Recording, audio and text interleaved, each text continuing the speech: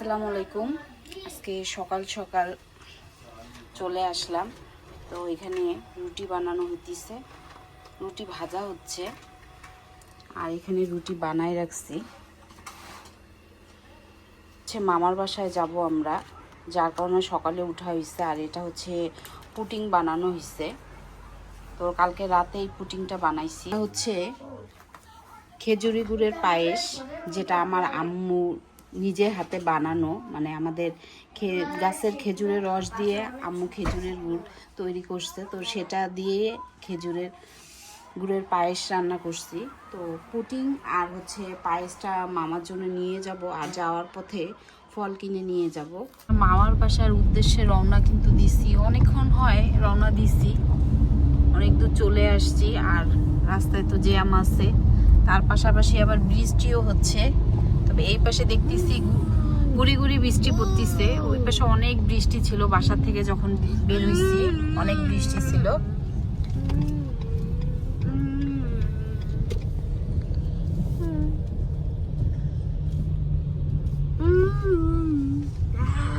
কেন যাই না এমন করতেছ? গাড়ি চালাচ্ছ?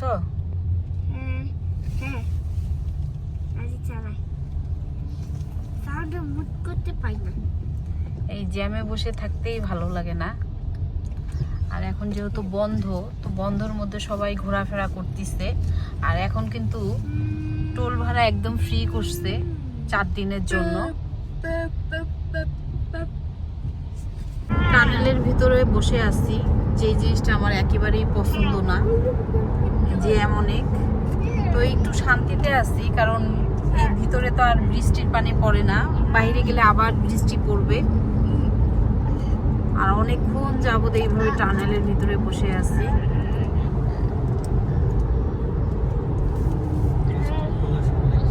টানেল থেকে এখন বের হইতেছি, আর 5 মিনিটের বেশি আমরা টানেলের ভিতরে ছিলাম। তো এখন মনে হচ্ছে যে শান্তি। আর এদিকে কিন্তু বৃষ্টি একদম কমে গেছে। মানে কিছুক্ষণ আগে এত পরিমাণ বৃষ্টি ছিল যে কিচ্ছু দেখা যাচ্ছিল না, মনে হচ্ছে যে কুয়াশা পড়ে গেছে। অবশ্য উন কাটার কথা, তো দেখা যাক কাটে কিনা। দেখা যাক যে কাটে কিনা।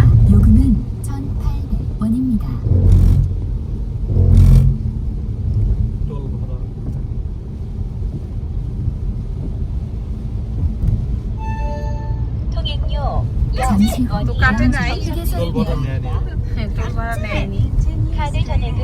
তো নেটে দেখছিলাম সত্যই যে টোল ভাড়া কাটেনি, 4 দিনের জন্য ফ্রি করছে। তো সবার জন্য ভালো হয়েছে, কারণ সবাই দূরের রাস্তায় ঘুরতে যায়। সুযোগের কারণে 4 দিনের জন্য টোল ভাড়া ফ্রি করছে।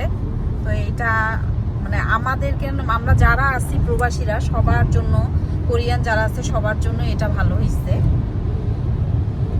মামার বাসায় আসছি, তো মামা রান্না করছে হচ্ছে মুরগি, আর এদিকে হচ্ছে বেগুন ভাজা, সালাদ, পোলাও রান্না করছে। এখানে গরুর গোস্ত। মামা যে এত কিছু রান্না করতে পারে, মানে আসার পরে বুঝতেছি আসলে ব্যাচেলার, মানে কোরিয়াতে ব্যাচেলাররা যারা থাকে রান্না যদি নাও পারে তাদেরকে এখানে এসে শিখতে হয়। তো এখন খেয়ে দেখা যাক মামার হাতে রান্না কেমন হয়েছে। ডিম সাথে হচ্ছে কোরিয়ান মরিচ, আর এগুলো কেটে আনছে। এখন আমি সালাদটা রেডি করে রাখি। হ্যাঁ, হাত ধুইছি।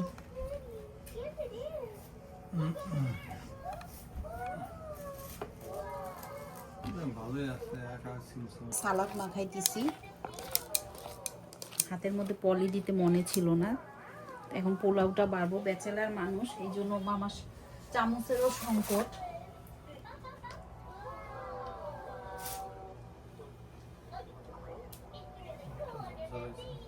মামার বাসার থেকে বের হয়ে আমরা এখন সবাই মিলে ভিজে যাচ্ছি।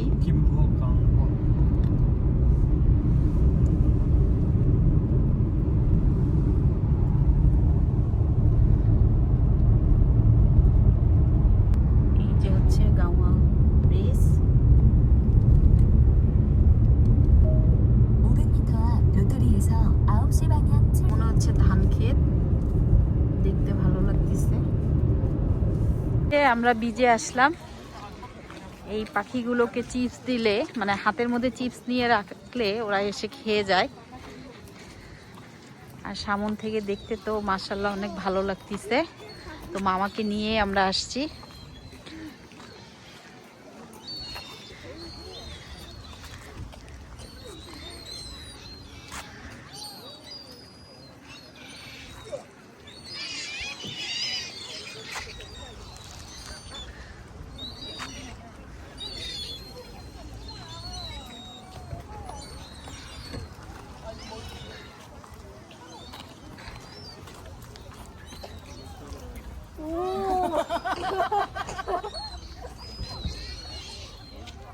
সমুদ্র আপনাদেরকে দেখাইলাম, আর এদিকে হচ্ছে সি ফুড।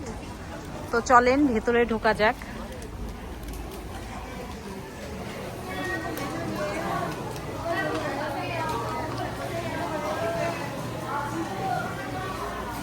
কোরিয়ান মাছ,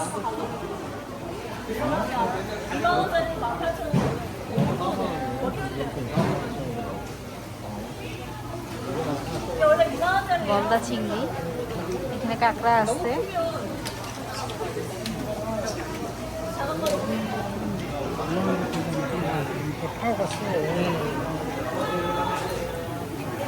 জাইনার মামা কোথায় গেছে?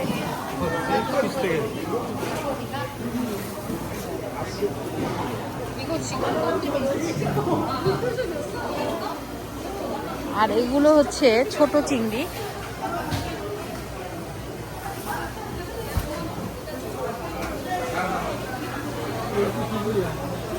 আর এখানে হচ্ছে বিভিন্ন ধরনের খিমচি আছে।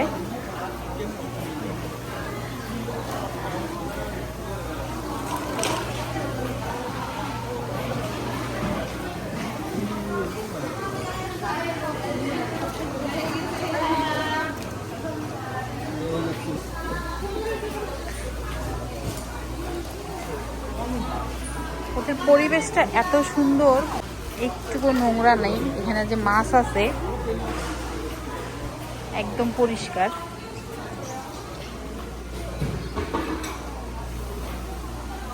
আর এখানে হচ্ছে শুটকি। পেট ভরছে, এই জন্য উপরে উঠতেছে না।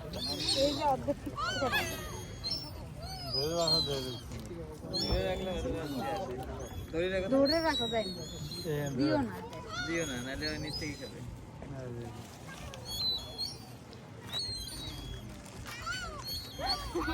আর মামা হচ্ছে এদিকে পাখিকে খাবার দিচ্ছে। পাখিগুলোর মনে হয় পা ব্যথা হয়ে গেছে, যার কারণে আর উঠতেছে না। তো এই নিচে আছে, খাবার দেওয়া হচ্ছে, খাচ্ছে ওরা। এখান থেকে ঘোরাফেরা শেষ করে আবার মামার বাসায় যাব। মামার বাসার থেকেই আমাদের বাসার দিকে রওনা দিব। তো আজকের দিনটা অনেক ভালো কাটলো।